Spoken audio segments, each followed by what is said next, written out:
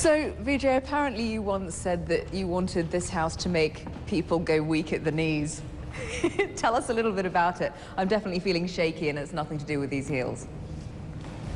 No, actually, this house has a lot of history to it, a lot of sentiment. When my father passed away in 1983, my grandmother was very distraught. That's the first time that I was told that our family temple was actually here in Goa. It was about 7 years ago that the chief priest of our temple here in Goa contacted me through my office and said that the deity that we worship as a family somehow wasn't pleased with me.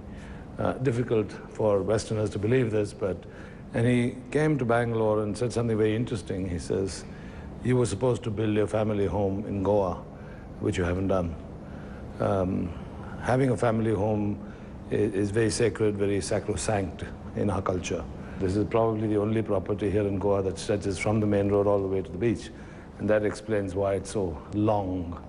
It had to be oriented this way. It is quite something. It's, you know, I've seen some opulence in my time doing this gig. How much of a hand did you have in designing this place? No decorators at all. Did it all myself. You're kidding? Yeah, absolutely. And talking about opulence, all these are absolutely priceless Tanjore paintings. Wow.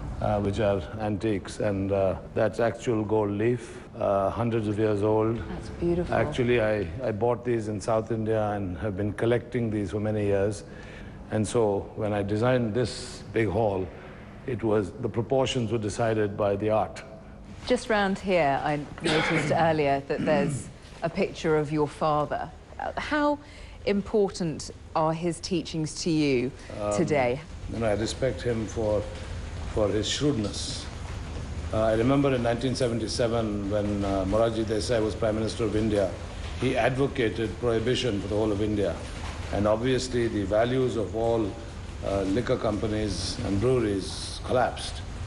My father actually went out and acquired these companies at pretty cheap values, which propelled UB into being a significant player in the industry. So he bucked the trend and had the guts and the foresight to buck the trend. I remember having asked him why he was doing it, and he said, government revenue depends too much upon this industry, particularly at the state level, and we are very large contributors. So prohibition has never succeeded anywhere in the world, not even in the United States. It's not going to succeed in India, and so I'm going to decide to grab the opportunity when I can. So I guess a bit of the sort of confidence that I have to take businesses stems from his example.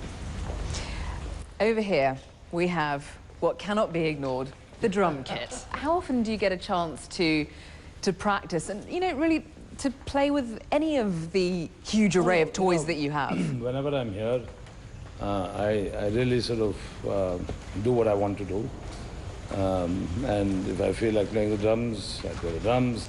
If I want to play a bit of pool, I play pool. If I want to swim, I swim. It's kind of totally chilled out. But I have my office there, fully staffed, opposite the discotheque, where smaller parties take place.